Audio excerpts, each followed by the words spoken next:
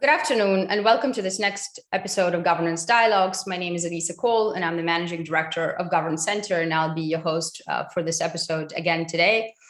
For those of you who are joining this program for second or perhaps on a more frequent basis, welcome back. And as you know, Governance Dialogues tackles governance priorities both on a thematic level and a country-specific level. And today we'll be delving in a topic that I believe so far we haven't had a chance to explore in this program, and that is the challenges related to data governance.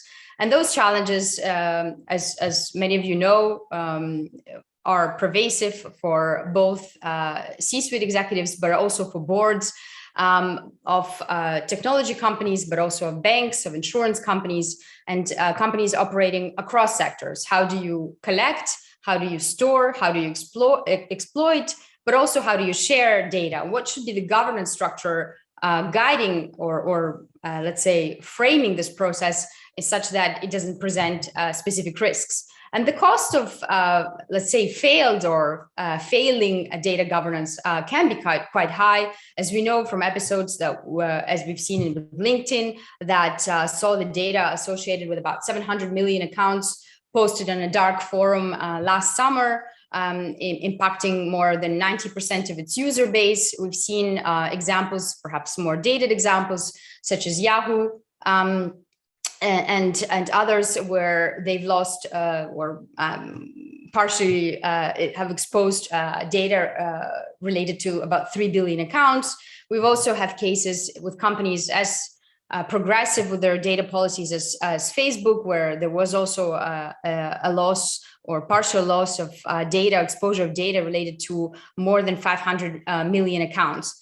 And for that reason, I think it's very interesting to discuss the issue of data governance and the risks that it presents. And on this episode, I've invited Robert Fay, who's a managing director of the digital economy at the Center for International Governance Innovation in Canada, and who'll be joining us remotely from, I believe, Ottawa, if I'm not mistaken today. So Robert, welcome to this episode. It's a pleasure to have you.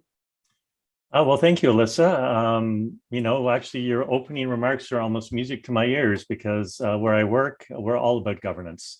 And we're focused on governance of digital technologies, where, as you'll hear, it's severely lacking. I think that's kind of my bottom line in my intro remark. Yes. So let's start with that bottom line. Perhaps before we delve into the kind of very specific questions that I think would be of interesting to our audience, whether it's board members or C-suite executives dealing with these challenging data governance issues, let me just say a little bit of a few words around your experience, because you have a diverse practical and policy experience working, for example, for institutions like the Bank of Canada, where you've advised the Governor Mark Carney, but also at the OECD, where we seem to have overlapped, or perhaps not in the years, but overlapped at the institution.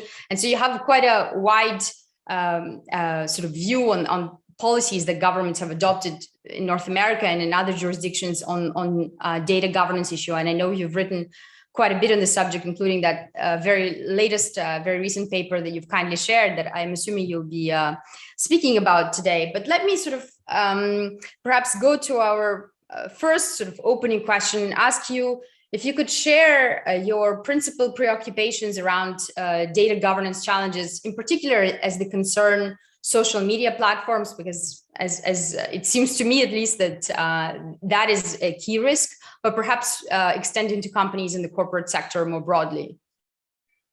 Sure. Well, as you pointed out, I'm an economist, and so I'm someone who's thought about data virtually all of my career, particularly at the OECD, which spends a lot of time working with data. And, we used to think of data, these are things that we put into tables and we do analysis on, and then, maybe we try and, build some conclusions from the data. But data now is much broader than that. And in fact, every aspect of our lives can be transformed into data. And the fact that we can do that, it's transforming economies and it's transforming societies. And those who control the data, whether they be companies or governments, have enormous power over our daily lives. and over the economic outcomes. But as we've seen, it even has important repercussions and implications for democracy. So, and it's not just something that resides within borders. Obviously, data are global in nature. So what might have been thought of as a domestic issue really now has global implications. And so the work at CG, at the Center for International Governance Innovation, we're focusing on the global implications of digital technologies. And obviously today, we're going to talk a little bit about data. And data, it's not just data, it's how it's used, and then the outcomes of how it's being used. So, as a concrete example, right here, we're on Zoom, every interaction with a digital technology provides data. And it tells something about me, tells something about you, Alyssa, and that data can be monetized by the platform, whatever it may be. And the fact that I may consent to my data being used, sure, that's okay, I suppose, if we understand the conditions around that, which I'll turn to later. But there's an externality associated with it. And that is my interaction with the platform may also have implications for others. And that externality is very seldom ever captured. So, right now what we have, these incredibly powerful computer chips, although they may be in short supply right now. We have very cheap storage. We have this massive amounts of data. And now we have these very, very powerful analytics. And the most obvious outcome of all of that right now is in our social media platforms, who use all of this for their advertising-based business model. But there are a lot of repercussions around that I think are becoming more obvious now, but the governance around that is still in its infancy. So, concretely, we have, social media platforms. They've given us, this wide choice of goods and services. We can engage with others. We can work from home, work from wherever we want. And of course, we've seen this, being tremendously helpful during the pandemic.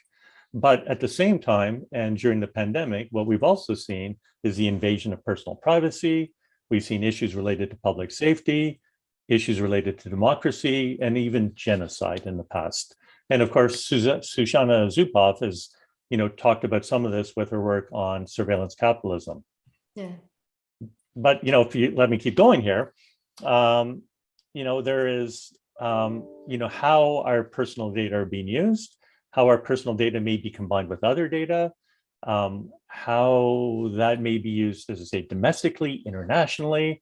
Well, in fact, we don't actually know, and we don't actually have rules around how that should be used. So what I've said in some of my work is this governance around data, it's incoherent, it's fragmented nationally, and it's fragmented internationally. And I'd like to come back to that point in just a bit, because it's an interesting area, because in fact, as you point out, there are standards on corporate governance at the OECD. As you know, we've written principles on corporate governance for private companies, for state-owned enterprises, but yet we don't have a standard. And there are a number of organizations that, for example, partnered with the United Nations and working on governance on a report and research on governance of tech companies, but specifically on data. I agree with you that it's somewhat best put fragmented. But let me come back to these social media platforms, since you do highlight them as a key source of risk, in particular post-COVID also, and with the multiplied frequency of interactions. And particularly ask you what you think of the standards that different companies have adopted, because in the meantime, in recent years, for various reasons, I personally think, some ranging from antitrust issues or sort of other supervisory and regulatory concerns that these companies have that they need to be solving. They've looked at also data governance issues. So we have things like community standards of Facebook, Google Transparency and Accountability Center. There are other sort of, let's say, governance and procedural aspects that have been addressed by companies in the meantime. And I wonder what you think of those standards. To what extent are they complete or set an interesting precedent, at least for the companies that they were developed for? Yeah, I mean, to be fair, these social media platforms do have their own codes of conduct, if I could put it that way, and they go by different names. But I think the question, I could answer that question with a question is, has anyone actually ever tried to go through these various consent agreements? And I've done it a little bit. They could range from a few pages to 100 pages. They're virtually, I would say, incomprehensible to anyone who's tried to go through them. And I think most of us just click consent and then we move on. As an example, Google talks about its privacy settings. And so I went into the privacy settings that apparently I had consented to. And I found that I had 250 firms tracking me, which, as I say, I'd agreed to. I don't remember agreeing to it, but apparently I had, or in that consent agreement, it was hidden away. And when I would look closely, they were all essentially advertisers. And they all said, presumably to reassure me, that they're all tracking me to help me. Well, I maybe that's true. I don't know. But these consent agreements, they vary tremendously across platforms. And I really don't think anyone can really understand that. So, to take your point on standards, in fact, what we need are standards around these standards or these consent agreements. And, they would be written in a way that anyone could understand how their personal information is being used, under what conditions, and essentially how it's being monetized. And then hopefully people could make an informed choice on whether they agree to them or not. Now, if it were only that simple. With a quick question on the consent agreements, because you seem to stress those. Is in your experience, are these consent agreements in your experience, let's say the primary mechanism that social media platforms use to, let's say, deal with data governance mechanisms, or are there other, let's say, bells and whistles that exist internally that at the level of the board, at the level of other procedures that are important and do play a role? You've raised the point that I was going to bring up. Okay. And consent agreements, they're good, but they're not sufficient. What we found out through some of the Facebook leaks, if I can put it that way, we actually don't know what's going on inside these companies with respect to how our data being used. So Frances Haugen has talked about how within Facebook, now Meta, some of the data have been used and have been used, I think, in ways that no one would have really agreed to consent to. So what we need on top of this, and actually there are people out there that that would argue against consent anyway, because why would anyone consent to give away their privacy rights? If one believes of privacy as a human right, how can you consent that away? But that's one of the debates that's taking place right now, and different jurisdictions are treating that differently. But the other thing we need is transparency. We need transparency on the operations, not only these social media platforms, but these digital companies more generally. We don't really know what is going on once the data, once we've gone beyond the consent agreement, we really have no idea. And ironically enough, we find out about this through leaks or through whistleblowers. How can that be an acceptable way to understand how our data are being used? Yeah, that's very true, and it reminds me of this documentary that surely you've seen on social media platforms, where there's one of the interviewers has this brilliant phrase. She says, "If you're not paying for the product, you are the product." It was, I think, in reference to Facebook or one of the other social media platforms. But it's actually very interesting to think about these issues also in kind of a more philosophical way, as you say. How can you consent to? I mean, I agree. Essentially, we are products, right? We're just this is the surveillance capitalism argument that essentially we're data. We've become data that can be monetized. And, it's a very bizarre notion, yet it is happening, minute by minute, every single day. And to go back to this sort of philosophical, let's say, debate, because I think it's an interesting debate. So I work primarily on governance, and by that I mean corporate governance. How do you set up rules for the board? What is the interaction between C-suite and the board? What are the reporting lines? How is the risk management strategy set and monitored? Do you think that these type of data governance concerns can be solved or are being solved through, let's say, corporate governance mechanisms? So is data governance part and parcel of, let's say, the risk management and other policies? Is it being actually taken into account through, or trying to be, let's say, streamlined or put through the normal corporate governance mechanism? Is that effective, or do we need another way of thinking around it that's more comprehensive at the level of states or even internationally? Well, I mean, it should be part of corporate governance, and I mean, I'm going to venture a guess that it really isn't right now. For the reason that I brought up earlier, it's really complicated out there. And I'm not sure if boards fully understand the nature of the technologies that they may be using. Of course, presumably they have data stewards in their firms, and they will understand, among others, how the data are supposed to be used. Maybe large firms, give them benefit of the doubt that they might have this in place. Small firms, small, medium-sized enterprises, I would suspect that this is a gap. And you know, really, if one wants to fully harness the benefits of the data and aggregated data, the corporate governance, or and broader governance is essential, because people need to trust that their data are being used in ways that are consistent with how they feel they should be used, how they value the data. And if we don't get to that point, we're going to see more of the harms and less of the benefits.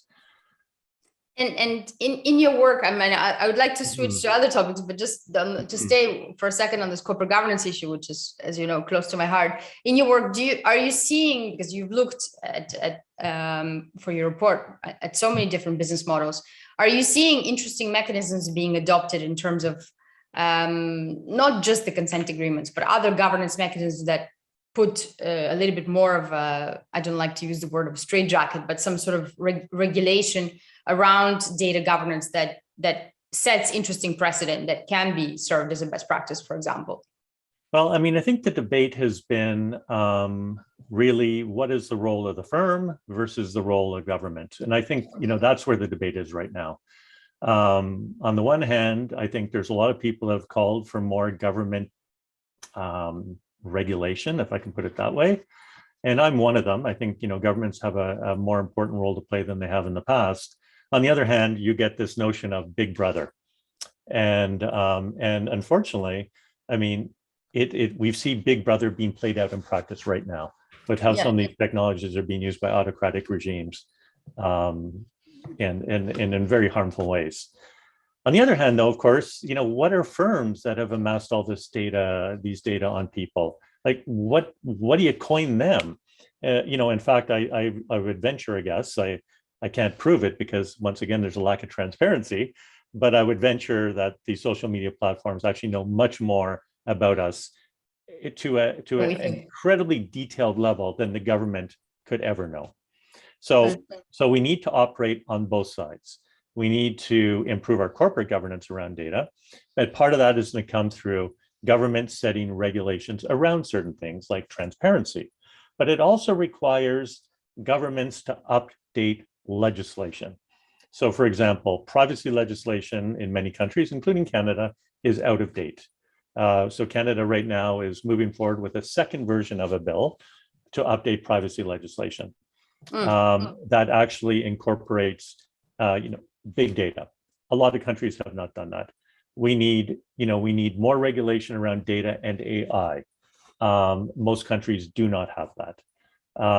We need to think about how to integrate policy better. So right now, policy is done vertically.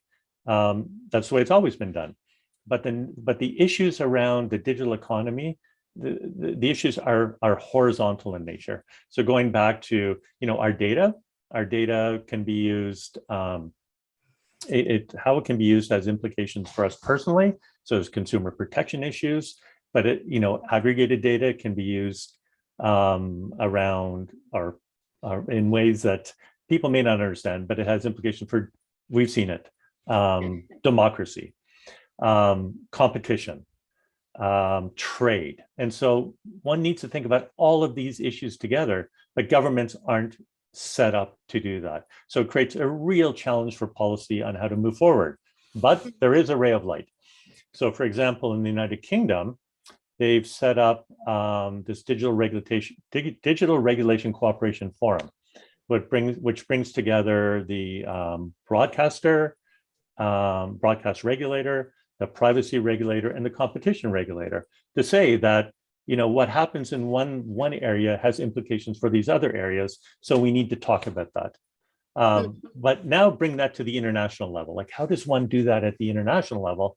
Because these issues that countries are facing domestically are magnified at the global level.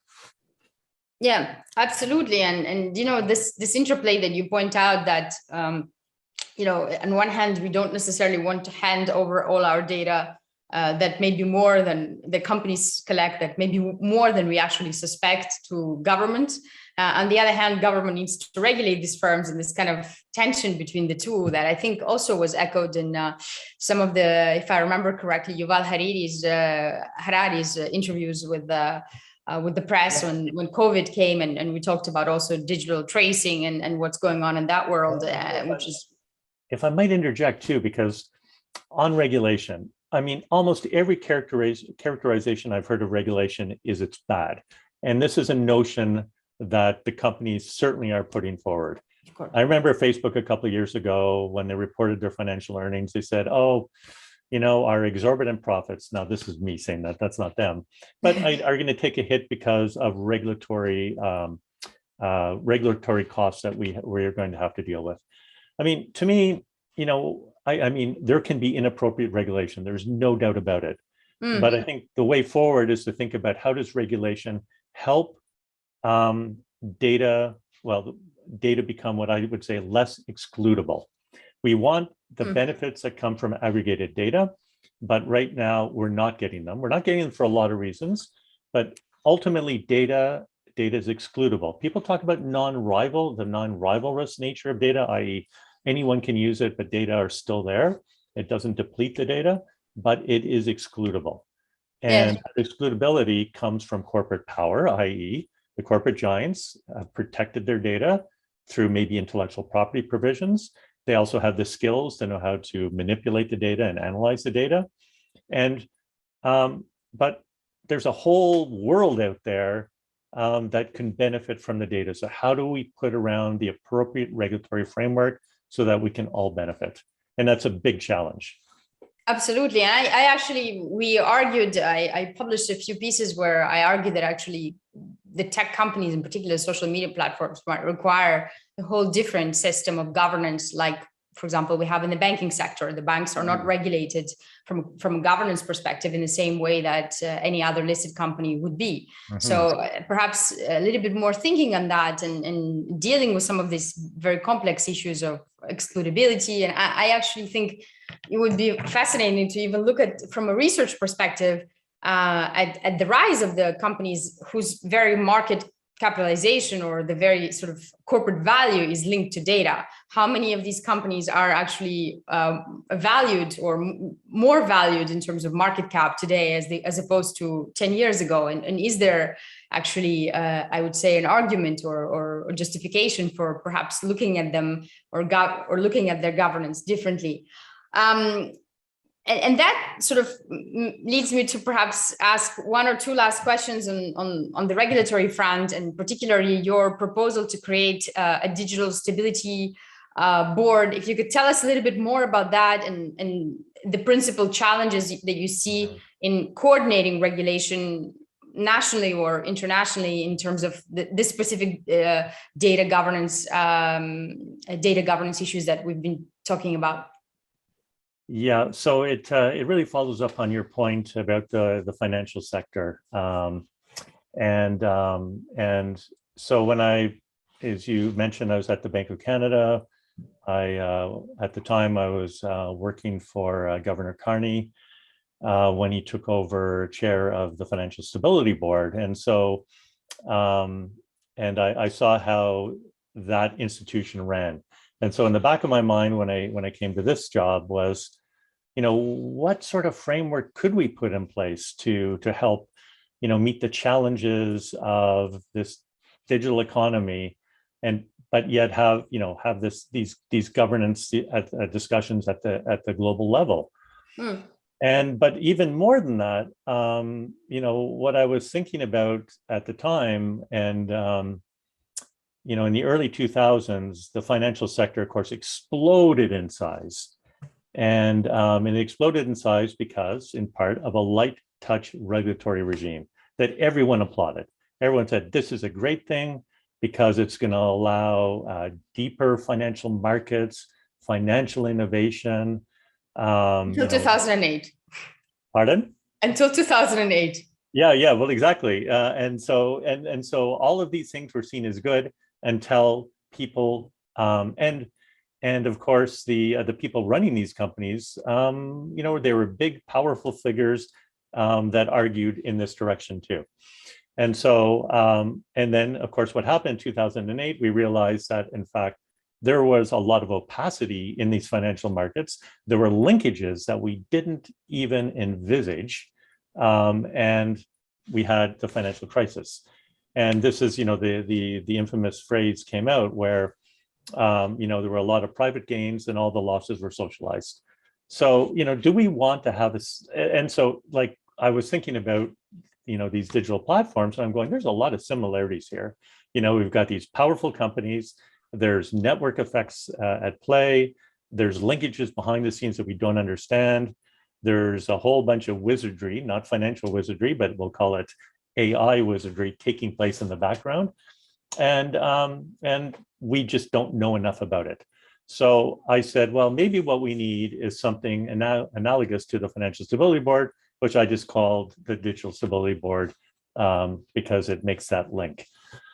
So now, the FSB, what it does, it was given its powers by the G20, and it's got a chair, it's got a steering committee, it's got a plenary, it's got a full-time secretary general, but it's not treaty-based. I think that's important. At this point, it's not treaty-based.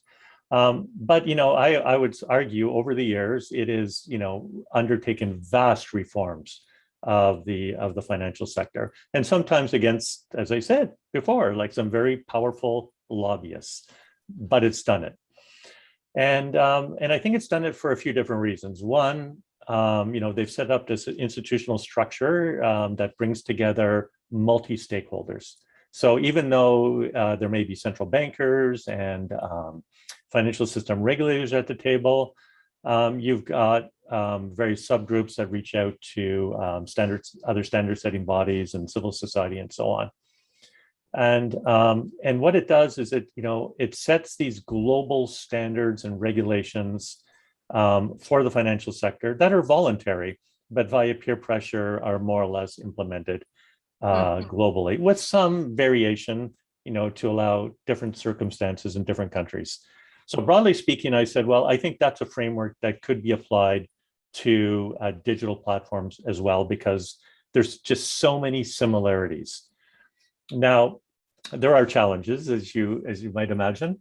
One, of course, is that the G20 is the body that gave the FSB essentially its authority. Well, we see how that's going right now with the G20. There are a lot of challenges for the G20. And I think adding digital to those challenges may be a step that can't be taken at this point in time. No. So I think, though, so more generally for me, this Digital Stability Board, it's a mechanism to get countries together, to get all the stakeholders together, to figure out a way forward for governance. And I think an important element of that would actually be standard setting. Okay. That's a good place to start. Sorry. That's a good place to start. That is a good place to start. I mean, FSB is a very ambitious model, and they did have accomplished quite a bit. The G7, I would tend to agree with you, has its hands full with the war right now, and probably little bit, I would say, focused on that, but definitely an interesting proposal on how this international cooperation on data governance could be structured. And I would have wanted to discuss with you many other topics, notably AI, which you mentioned, which probably requires also a little bit of a specific approach, and we could leave that for one of our next conversations. Well, if I can say one thing, like, to me, when I talked about the governance needs, like when we think about policy, we need to have that horizontal structure. And in terms of how we think about data, we need to think about data, we need to think about AI, and we need to think about the outcomes, whether it be social media platforms or whatever, together. So that's the big challenge. You need to think about that value chain, and then you need to think about it horizontally. So it really means you got to bring everyone to the table. That's the challenge. That is also a very Canadian Canadian statement and a Canadian approach, which I echo, being a Canadian. But thank you so much for your time and for joining us and for going through all these rather interesting and complicated questions. Probably in the next dialogue, we'd love to have your thoughts on AI issues, which we didn't have time to touch on. But I think we canvassed quite a bit in this conversation, and a conversation that could also be relevant for, I think, C-suites and board members, not only in let's say, tech or platform sector, but perhaps in other sectors where data governance is an issue. And that is basically now many sectors in the economy. So thanks again for your time, and we'll be happy to share the latest report that you published in the subtitles to the interview. A lot of this work is on the CG website, cgonline.org. So you can find a lot of it there. Yes, and I would advise our audience to have a look at that last report. And thank you for joining us today for this fascinating conversation on challenges in the data governance space. My pleasure. Thanks a lot, Alyssa.